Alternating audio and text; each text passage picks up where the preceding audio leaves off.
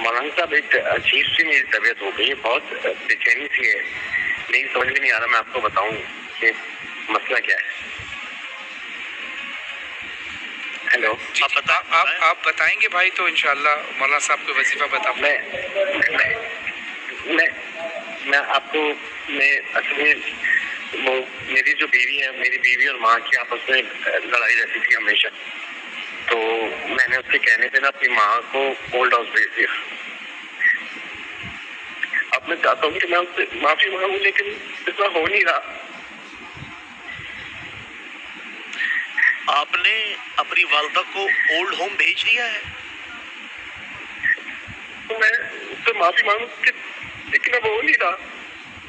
مطلب وہ والدہ معافی نہیں دے رہی یا کیا والدہ ڈر گئی ہے میری. اللہ انا للہ و انا الیہ راجعون. میرے بھائی بس نہیں چلتا، میں اپنے آپ کو جی چاہتا، میں اپنے آپ کو نوچ لوں اپنے ناخنوں سے. میری سمجھ میں نہیں آ رہا، نہ مجھے نیند آ رہی ہے، نہ مجھے کچھ ہو رہا ہے، مجھے سب پہ غصہ آ رہا ہے. یہ اتنا چالو کا مجھے سمجھ میں نہیں آ رہا میں کروں کیا. میں ماں سے معافی مانگوں، میں کس سے معافی مانگوں، میں کیسے معافی مانگوں. میں اپنی بیوی سے بات نہیں کرتا، میں اپنے بچوں کو پیار نہیں کرتا. میرے بھائی آپ کی گفتگو سن کے نا میرا جگر منہ کو آنے کے قریب ہے.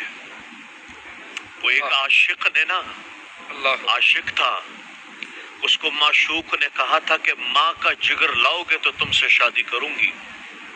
تو اس بدبخت نے جا کے ماں کو چیرا، ماں کا جگر نکالا اور چلتا ہوا دوڑا کہ میں اپنے معشوق سے کہوں کہ لے میں نے اپنی ماں کا جگر کاٹ کے تیرے سامنے پیش کر دیا. تو وہ بھاگنے لگا. جب وہ بھاگنے لگا تو وہ کہیں ٹھوکر لگی تو وہ گر گیا. جیسے ہی گرا تو کلیجے سے آواز آئی، شالا خیر ہوئے میرا بچہ. اللہ اکبر. اللہ شالا خیر ہوئے میرا